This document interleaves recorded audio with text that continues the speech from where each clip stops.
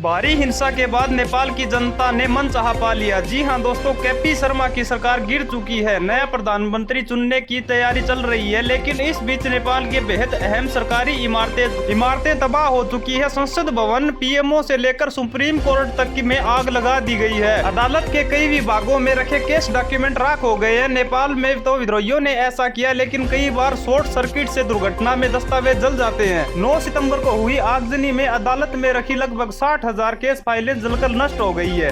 इस घटना के बाद कोर्ट ने सारी सुनवाई निश्चित समय के लिए रोक दी गई है। साथ ही बाकी दस्तावेजों को सुरक्षित जगहों पर भेजा जा रहा है। अब ये देखा जाएगा कि आगे और क्या किया जाएगा, इसमें वक्त भी लग सकता है। दरअसल नेपाल एसएससी की लाइब्रेरी में सिर्फ केस फाइलें नहीं थी, वहाँ दशकों पुराने जजमेंट, कानून, दावपेच और प्रशासनिक रिकॉर्ड भी थे। इनमें से कई केस तो ऐसे हैं जिनकी आज तक मिसाइल दी जाती है। अब इनका नष्ट होना इतिहास के पन्नों के जलने जैसा है। कई ऐसे केस जिनमें सालों की सुनवाई हो चुकी थी और वो करीब खत्म होने को थे। अब उन मामलों को नए सिरे से देखना शुरू करना होगा। ये सिर्फ अदालत के लिए मुश्किल नहीं, बल्कि इंसाफ का इंतजार कर रहे लोगों के लिए और ज्यादा परेशान करने वाला है। वैसे किसी भी वजह से नष्ट हुए दस्तावेजों के लिए नेपाल के कानून की अलग कोई जानकारी पब्लिक डोमेन में नहीं दिखाई। सिवाय इसके लिए सरकारी महकमा कोशिश करता है कि उसे जल्द से जल्द वापस तैयार किया जाए। जली हुई केस फाइलों के लिए संबंधित पक्षों को दोबारा दावपेच करने की अगवाई देने के लिए भी कहा जा सकता है।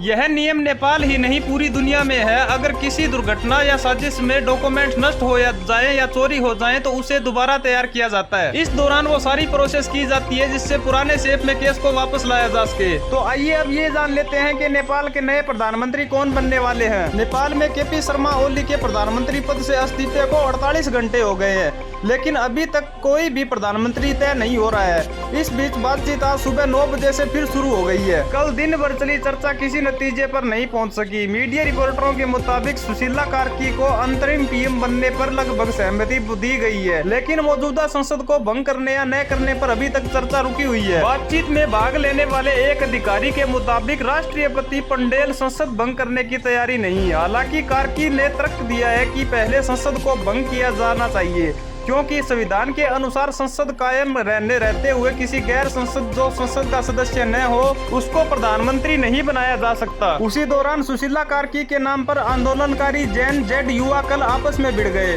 और मारपीट करने लगे। एक गुट का आरोप है कि सुशीला कार्की भारत समर्थन है और उनको नहीं स्वीकार किया जा सकता। दूसरी तरफ आर्मी ऐतिहासिक राजधानी और उसके सट्टे इलाकों में चौथे दिन भी कर्फ्यू जारी रखा है। नेपाल हिंसा में अब तक 34 मौत हो चुकी है, जबकि 1500 लोग ज्यादा घायल हो चुके हैं।